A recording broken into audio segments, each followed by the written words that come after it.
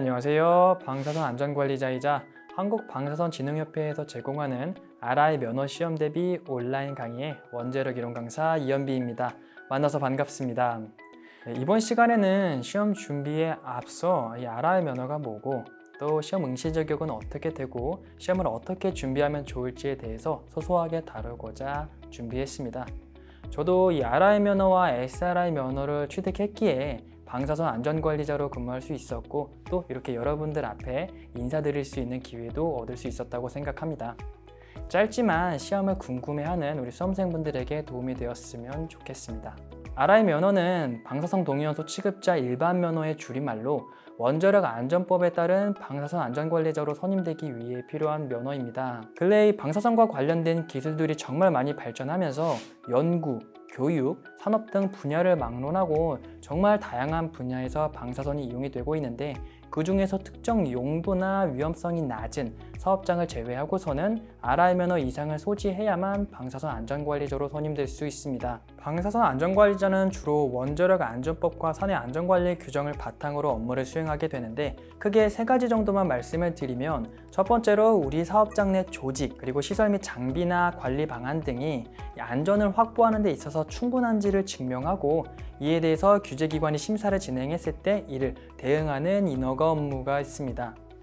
두 번째로 이 허가받은 사항들이 안전하게 잘 운영이 되고 있는지 모니터링을 하고 또 종사자의 안전보건 확보에 있어서 문제가 없도록 건강검진을 지원한다거나 또는 피폭 선량을 모니터링하고 관리하는 업무를 수행하게 됩니다. 마지막으로 예상치 못한 사고나 상황이 발생했을 때 초동 조치를 수행한다거나 아니면 조치에 관한 지도, 자문해주는 역할을 담당합니다. RI 면허와 연관지어서 장점을 말씀을 드리면 가장 큰 장점은 내 분야에 대한 전문가로 활동할 수 있다는 점입니다. 특히 이 RI 면허는 취득 난이도가 높고 종사자 중에서도 소수만 보유하고 있는 면허이기 때문에 전문가로서의 입지를 다지는 데 큰 도움이 됩니다. 근래 과학기술이 발전하면서 국민들의 안전에 대한 관심도가 높아지고 있기도 하고 또 규모가 큰 기업에서도 방사선 관련 사고가 발생하면서 방사선 안전 전문가에 대한 수요가 증가하고 있다는 그 비전 또한 또 하나의 메리트가 아닐까 생각됩니다. 이외에도 국가기술 자격 취득이나 아니면 전문 자격을 취득해서 방사선 안전에 국한되지 않고 다양한 분야의 안전 전문가로 성장할 수 있다는 점도 참고하시면 좋을 것 같습니다. 원자력 또는 방사선 관련 전공자는 2학년 과정까지만 수료하면 응시가 가능하고 비전공자의 경우에는 이공계 전문대학 이상에서 2학년 과정을 수료한 후에 1년 이상의 실무 경력이 있으면 응시가 가능합니다. 이 외에도 국가기술 자격 취득이나 순수 실무 경력만으로도 응시 자격 확보가 가능한 방법이 있으므로 상세한 내용은 면허시험 주관처인 한국원자력안전기술원 킨스 면허시험 홈페이지를 참고 바랍니다. 우선 이 RI 면허 시험은 원자력 이론, 방사선 장애 방어, 방사선 취급 기술, 원자력 관계 법령 이렇게 4개의 과목으로 구성이 되어 있고 모두 객관식으로 출제되는 시험입니다.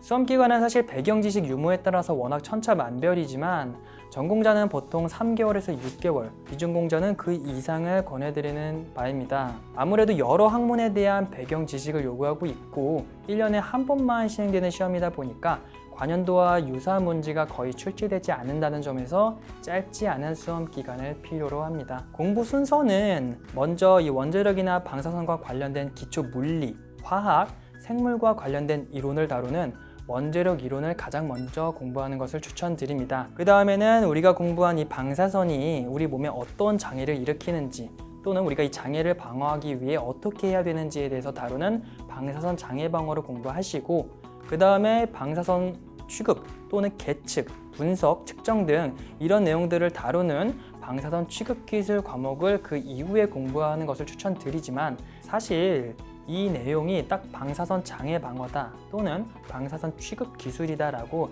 명확하게 구분되는 것은 아니기 때문에 반드시 이 순서를 지킬 필요는 없습니다. 마지막으로 이 원자력 관계 법령은 단순 암기를 많이 필요로 하는 과목이기 때문에 다회독 공부법을 추천드립니다.